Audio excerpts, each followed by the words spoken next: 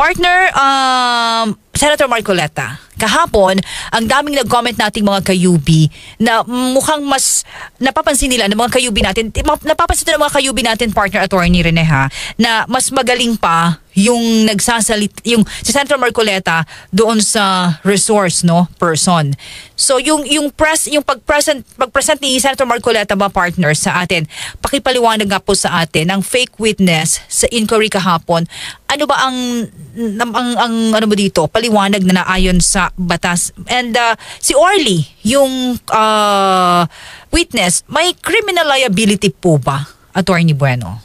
Merong potential na siya ay nag-commit ng meron siyang criminal liability sapagkat unang-una siya ay humarap sa isang legislative proceeding na kung saan bago siya nagsalita doon sa inquiry ay siya ay sumumpa na ang lahat ng kanyang sasabihin ay pawang katotohanan at katotohanan lamang. Yes. At pero lumalabas doon sa kanyang mga binitawan na pananalita na ito ay mukhang may kasinungalingan sapagkat unang-una ang nagnotaryo ng kanyang affidavit ay itinatanggi na ito ay kanyang pinirmahan at hindi humarap sa kanya ang affiant o gumawa ng affidavit. So ito ay malinaw ng paglabag sa probisyon ng revised penal code na kung tawagin natin ay perjury. Ang perjury po ay isa pong kasalanan sa ilalim ng ating batas na kung saan ito po ay isang act of lying under oath before a competent authority. Pangalawa, kung ang kanyang pinirmahan na affidavit ay kanyang iprinisinta diyan sa harapan ng mga senador, knowing that it was not notarized properly and legally by a duly appointed notary public, ay ito po ay isang malinaw na naman na paglabag sa isang na kung tawagin natin ay falsification of a public document. Okay. Yeah, oo. So, dalawa na yung committed crime dyan. Okay. At, yeah. So, tapos nung inimbitahan siya sa Department of Justice, ay hindi siya umattend, no? At hindi siya nakipag-cooperate sa ating Secretary of Justice. So, malamang dito ay may katotohanan na kanyang pineke lamang ang mga prinisinta niyang affidavit sa Senado. Ngayon naman, sa parte ng senador. Yun. Okay, pero yan, partner. Surprise witness na ito. Hindi alam ni Senator Ping Lacson ito nagulat na lang, hindi ba, partner? At sabi nga dito ni Maylene, bago may paliwanag yung attorney Rene, partner, sabi niya hindi na aral yung script, ayun. And sabi ni Dictus Rex, murmurs of tanim witness na naman. Sabi niya, yun, partner, ang mga observation and opinion ng ating mga kayubi. Now, in the case of Senator Marcoleta, tama ba, partner? Liabilities ba? May pananagutan ba ang senador? Oo, nilagyan ko ng S potential liabilities. Dami pala, liabilities. Oo, sige, partner. Kasi dito sa gawa tayo ng hypothetical situation dito. Sige. Let us say it is not Senator Marcoleta. Palagay natin ay nasa Kongreso tayo, no? Kongreso conducting a legislative inquiry. At ang nagtatanong at ang nagpresenta ng isang surprise witness ay si Congressman na Manik Manaog.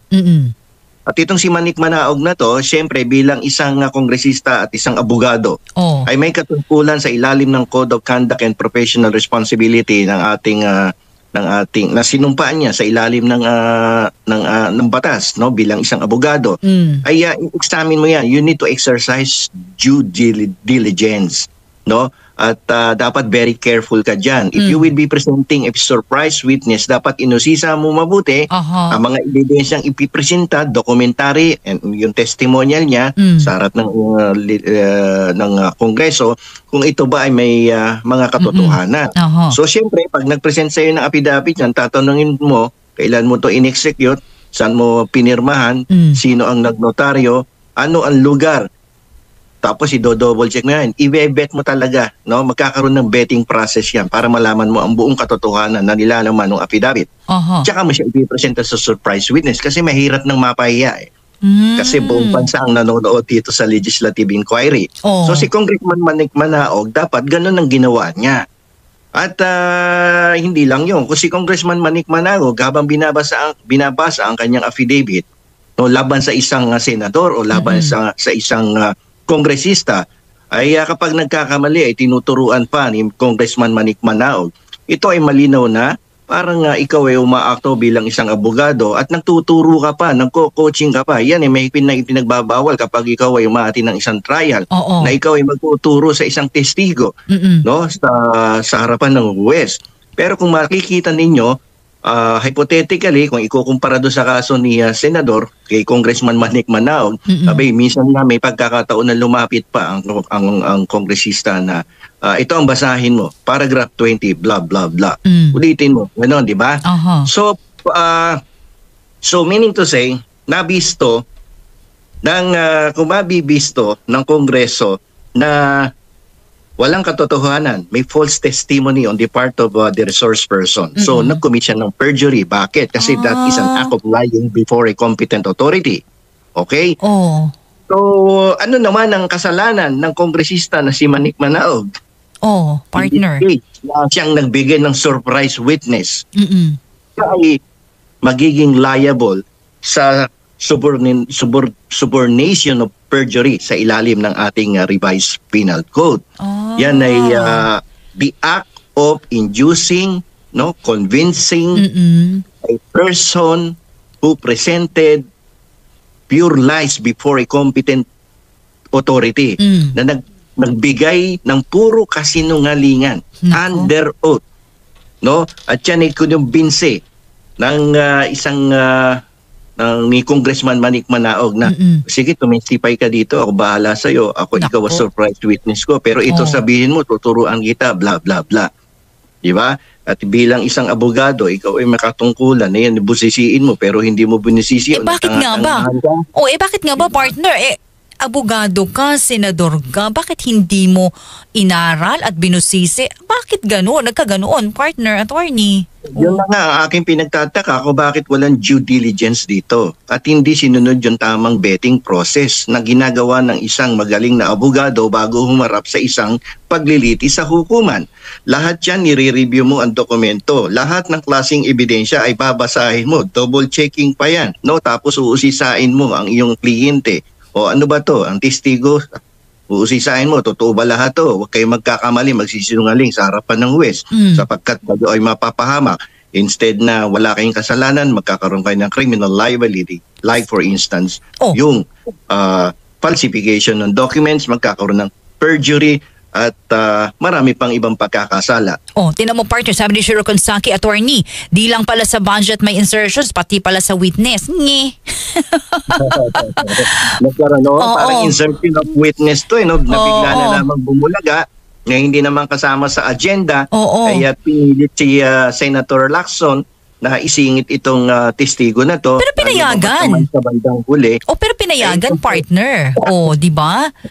Ang mahirap dito, nangungulit ang mambabatas, kaya pinagbigyan na lang ng senador ni Senator Ping Lacson. Pero kung tutusin, pwedeng hindi payagan to kasi hindi naman naka-schedule, wala sa agenda. Pero para hindi na lang siya mapagbintangan na may pinapaboran siyang mga testigo at resource person, ay hinayaan na. Pero lumabas nga. Pero parang may intervention na nga parang may divine intervention. Sige, magpumilit ka, present mo yung surprise witness mo, ibubuking ko din yan. Parang may nakikialam na hindi natin nakikita. Para mabisto ang mga kasinungalingan na lumalabas dito sa investigation na to. Tanong ni Maria Nanali, Attorney Bueno, pwede na ba pag-resignin si Marcoleta pag napatunayan na yung witness niya ay tanim witness lang sa Senate hearing?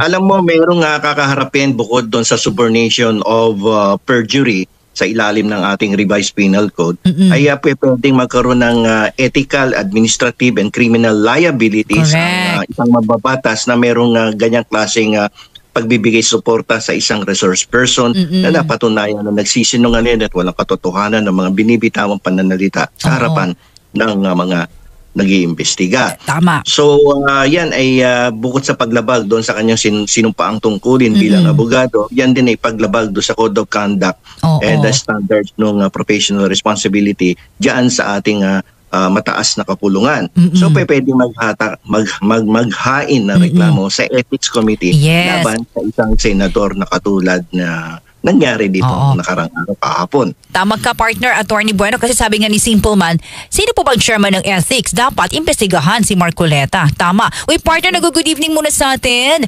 Si Wilfredo Sablay. Magandang oras, Attorney Rene Bueno, Idol, at Miss Jenny Washing from Montreal. Diba? Canada. Oo. Si Enemy Downfall, yan na po ba ang naging resulta ng pagdalaw ni VP? Ayan. Sabi ni Maylin, hayaan lang sila habang nagkakamali sila sa mga pinaggagawa nila. Sabi ni Call 45, lalo tuloy na mawawala ng credibility ang mga witnesses nila. Yun ang nga, partner, no? Parang tayo ng mga mamamayang Filipino nanonood ng Senate Blue Ribbon hearing na ito. Parang partner, paano nyo sinasala, no? At binubusisi ang mga resource person dyan kung ganito. Di ba? Oo, mukhang hindi sinala at kung sinala, palagay ko hindi sinala. Ako yung convinced din na hindi sinala.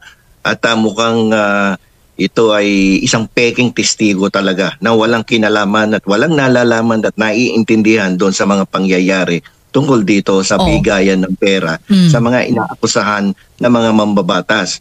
At sapagkat isa sa mga sinabi niya dito ay kanya daw ibinigay ang pera sa bahay sa McKinley, dyan sa BGC sa Taguig, sa bahay mismo ni Martin Romualdez. Pero lumalabas na during that time, yung date na sinabi niya sa investigation, ang bahay ni Martin Romualdez ay ginagawa kasalukuyan. Renovation.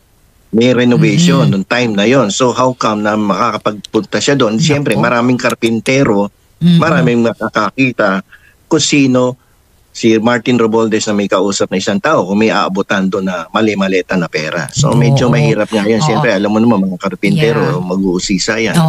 Partner, sabi ni Maylin, Attorney, lulusot po yan. Sasabihin lang naman ni Marcoleta niyan, alam na fake ang notaryo kasi tinanong pa niya kung nanotaryo, yun lang ang laging lusot niya. Attorney Bueno, sabi ni Mar Nanale, makakalusot ba si Marcoleta? Sasabihin niya na hindi niya alam. Hindi talaga yung lawyer na nakalagay sa affidavit ang nagnotaryo noon. Kasyang-kasya lang ang 48 million daw sa maleta. Ganun daw kalaki ang maleta. Sabi ni TM1, Attorney Bueno, kaya po ba wala si Chairman Ping Lacson noong time na surprise resource person ni Marcoleta? Alam mo, hindi pwedeng sabihin ng isang abogado, lalong-lalo na kung ikaw ang nag-present ng isang surprise witness or surprise resource person, na wala kang nalalaman doon sa dokumentong ipinanotaryo ng testigo mo. Bibigyan kita, Maylin. Si Maylin na Maylin, yes po. Si Maylin. Ay, si Marian. Marian Nanale, Marian Dolariba. Ay, si Ding Dong to. So, bibigyan kita ng isang ehemplo. Ito actual experience ko. Recently, may hawak akong kaso, isang probate proceedings sa isang korte dito sa Rizal, na kung saan nagpresensya ng last will and testament. So binasa ko yung last will, pero yung last will and testament may napansin ako, yung notaryo. Kasi requirement under the law on succession na dapat may attestation clause ang isang last will and testament at yan ay ninotaryo ng isang abogado na nakita niya yung tatlong testigo na nagte-testify na itong testamento na to ay talagang ginawa sa harapan ng tatlong testigo at sa harapan niya pinirmahan. So pinakita ko yung isa sa mga testigo. Sabi ko, saan yung pinirmahan to? Sir, sa bahay. Sino pumirma? Ako lang po. Asan yung dalawang testigo? Hindi ko po alam sa kanila kung saan nila pinirmahan yan. Yung abogado, nasan? Pinadala lang ho yan ng paralegal sa amin. So yun, dahil doon sa nalaman ko na yon na hindi nila ninotaryo sa harapan ng isang abogado at sa harapan ng tatlong testigo as required by the law on succession, hindi ko hinawakan yung kaso at hindi ko pinasampa sa husgado yung petition for probate proceedings, yung petition for probate of the last will and testament. Yes. So, ganun dapat ang ginagawa ng isang abogado. Bubusisiin mo ang lahat ng dokumento, ang lahat ng ebidensya bago mo tuluyang gawin ang isang petition at bago mo to isumite sa husgado. Yan ay pareho din ang procedure pagdating sa isang legislative inquiry na kung saan magpipresenta ka ng isang testigo o resource person. Ikaw ay may katungkulan na tingnan ang genuineness of the document na ipipresenta sa isang chairman ng isang committee. Pag yan ay hindi mo ginawa, abay ikaw ay mapagdududahan na kumumbinsi ng isang testigo, ikaw ay nag-induce, no, nag-convince ng isang testigo na kung saan alam mo, willfully, deliberately, alam mo na puro kasinungalingan ang nakalagay sa isang affidavit. At kapag yan ay isinumite mo, despite the fact that the content of that affidavit is fraudulent, it was not properly notarized, it was a fake affidavit. So what will happen there is that the witness will be guilty of perjury, and on the other hand, the person who induced the one who presented the fake affidavit will be liable for subornation of perjury. Yun yung the act of supporting, convincing a person who presented a testimony na kung saan alam naman nung tumulong na iyon ay walang katotohanan. So, dalawa silang magkakasala. Tapos, kung alam nila pareho na peki nga yung dokumento, magkasabot pa sila sa falsification ng dokumento ang prinisenta nila sa Senate Committee. Sa pagkakataon na yan ay pwedeng magsampa ng isang reklamo sa Ethics Committee ang sinumang kongresista, sinumang senador na gustong bigyan ng leksyon ang isang mambabatas na gumagawa ng allegedly ng kwento. Kung yan ay abogado, yan ako mas delikado dahil pwede siyang ipasuspinde depending on the gravity of the offense, pwede rin siyang ipatanggal ng lisensya diyan sa ating Korte Suprema sapagkat gumagawa siya ng isang bagay na mahigpit na pinagbabawal, lalong-lalo na kung ito ay may kinalaman sa pagbibigay ng isang statement na walang katotohanan. Okay. Very well said. Thank you for that very, sabi nga natin, good explanation. But, attorney, sabi ni Car Obs, attorney, explanation po ni Marcoleta kanina, okay lang daw yun. Anong pa naman daw sa Senado? Sabi ni Maria Nanalo, so attorney Bueno, kahit isang tingnan, sabit talaga si Marcoleta? Attorney Bueno. Alam niyo po, hindi po pwedeng sabihin na okay lang yun na nanumpa sa Senado. The act of lying under oath is already a criminal offense. And the act of assisting and the act of convincing another person to lie is another criminal liability. Yun na nga, subordination of perjury.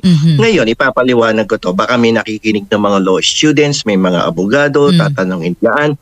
Wala namang nakalagay sa ating revised penal code ng subordination of perjury. So, alam nyo po, sa layman kasi minsan yung mga ordinaryong tao, pag binuksan yung libro, ano ba yung sinasabi ni Attorney Bueno? Nabasa ko na lahat ng pahina na revised penal code. Wala naman subordination of perjury na provision dito sa ilalim ng revised penal code. Yung subordination of perjury is a combination of the interpretation of perjury and presentation of false testimony and evidence sa ilalim ng ating revised penal code. So it's a combination of Article 183 and 184. Kasi wala naman talagang nakasulat expressly under the penal code defining the crime of subornation of perjury, and there is no express provision na kung saan tinuturo kung saan mo matatagpuan to. Pero yan ay kombinasyon of Article 183 and 184. Yung application ng 183 tsaka ng 184 sa revised penal code, yan yung tinatawag na subornation of perjury. Okay. Nako. Grabe, attorney. Ang ganda ng mga paliwanag. Parang naaano lang ako na, alam mo ba ito, Senator Marcoleta? Diba? Parang, hanga kasi pag binuklat nila yung libro, hindi nila makikita yan. sabi ni Rose pa. Yun nga eh. At saka, kami, mga pangkaraniwang mamamayan, na wala naman kaming alam tungkol sa batas, kagaya mo nga, attorney, magaling ka dyan. Ito yung programa natin ng DZXL News, napapaliwanag mo. So, sabi nga dito ni Car Obs, sabi ni Rose Pablo, Good Friday daw sa atin. Sabi nga ni Maylin, sabi nga ni Marcoleta, follow the law. Sabi ni Rose Pablo, akala ko ba, attorney, matuwid sa batas si Marcoleta? Bakit gano'n ang sinasabi na okay lang yung nangyari niya? Sabi ni Maylin, parehas ba ng rules ng Blue Ribbon at isang kote sa issue ng fake affidavit? Sabi ni Enemy Downfall, Defensor at Marcoleta, bakit sila close? Kasi same sila ng fake, just asking lang naman po. Wilfredo Sablay, if that's the case, Attorney Bueno, na alam na fake yung testimonya, pwede bang ground ng disbarment? Uy, medyo mabigat to ha, Attorney. Disbarment? Any offense na involving moral turpitude is a ground for disbarment of the member of the bar. Lalo na yan, offering a false testimony in evidence is actually a violation of Article 184 of the Revised Penal Code.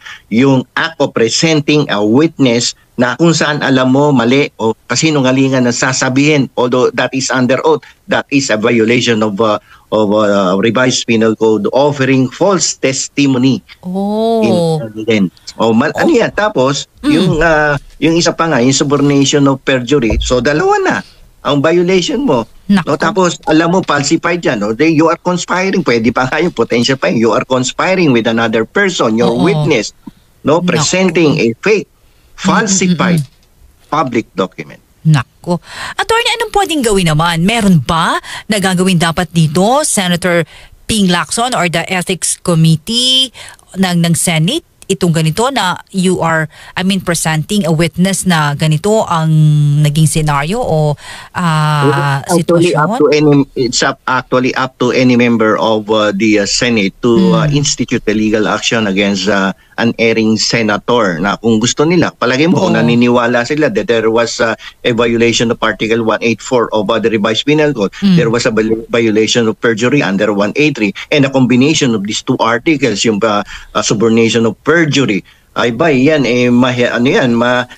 mabigat ang parusa nga dyan sa ilalim ng ating Revised Penal Code. So, ayan, dapat mabigyan ng leksyon kung sino man ang gagawa ng ganyang klaseng violation sa ilalim ng ating batas, na dapat yan idalhin nila sa Ethics Committee so that the Ethics Committee will institute the proper proceeding para mabigyan ng leksyon ng isang mambabatas na gumagawa ng ganyang klase. At hindi dapat palagpasin, attorney, partner. Hindi mo palagpas siya. Ano na lang niya, kada na lang may legislative inquiry dyan tapos sa pababayaan nyo na lamang na magsinungaling ang isang resource person at sasabihin nyo, total, under oath naman yan So alam mo na nagsisinungaling. Oo, tama ka dyan. Diba? So hindi dapat ganun ang ginagawa ng isang mambabatas, lalong-lalo na just na mataas na kapulungan. Exactly. Ang kinakailangan dyan ay hindi mo dapat hinayaan na haharap dyan pagkatapos hindi mo man lang pala binisita ang mga dokumentong ipipresenta. Pero ako bilang isang abogado na may karanasan sa pagpipresenta ng isang testigo at mga dokumento, ebidensya, ay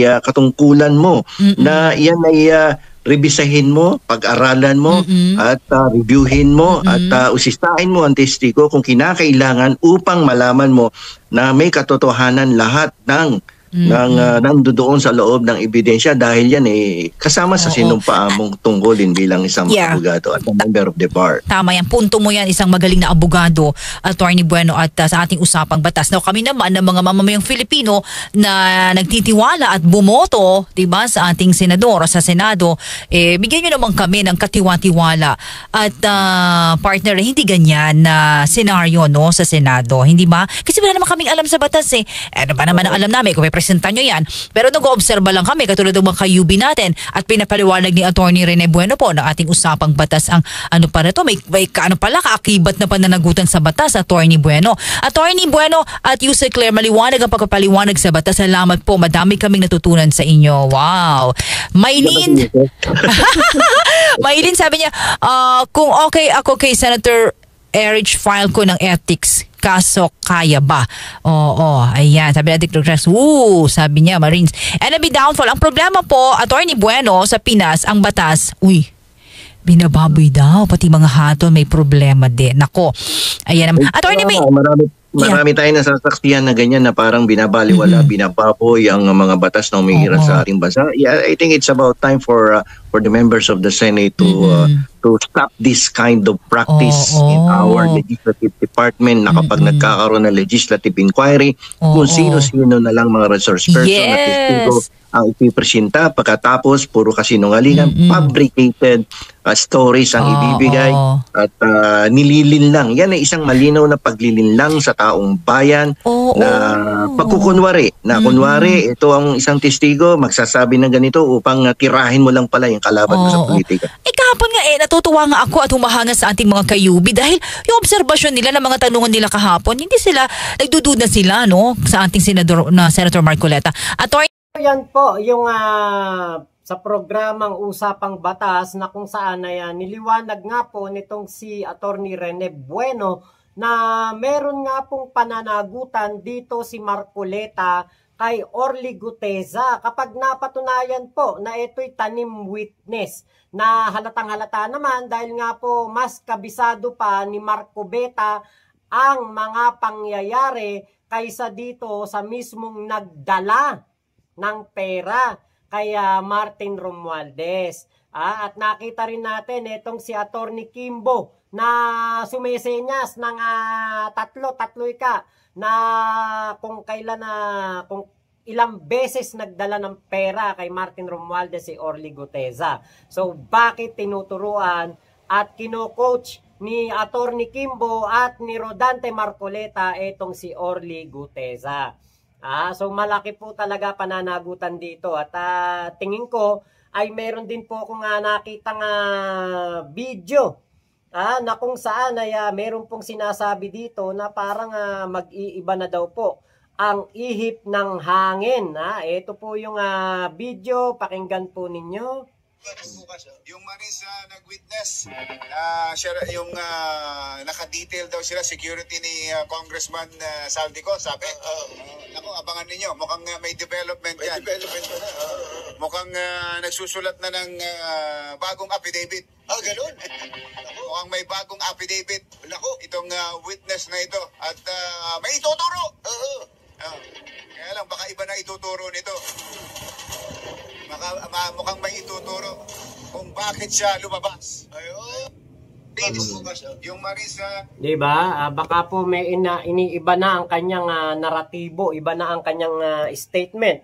Kasi yun nga pong kanyang affidavit hindi po notaryado at mukhang hindi nga din po siya ang may gawa nun. Baka po ngayon nakonsensya at hindi nga po ito sumipot sa meeting niya kay DOJ Secretary Boying Remulla. Baka po iba na ang mga sasabihin nito. Nako, paano pa yan? Hangang-hanga pa naman si Marcoleta at si Chis Escudero dito po sa taong ito. Halatang-halata naman, hangang-hanga po, di ba? Talagang grabe ang paghanga.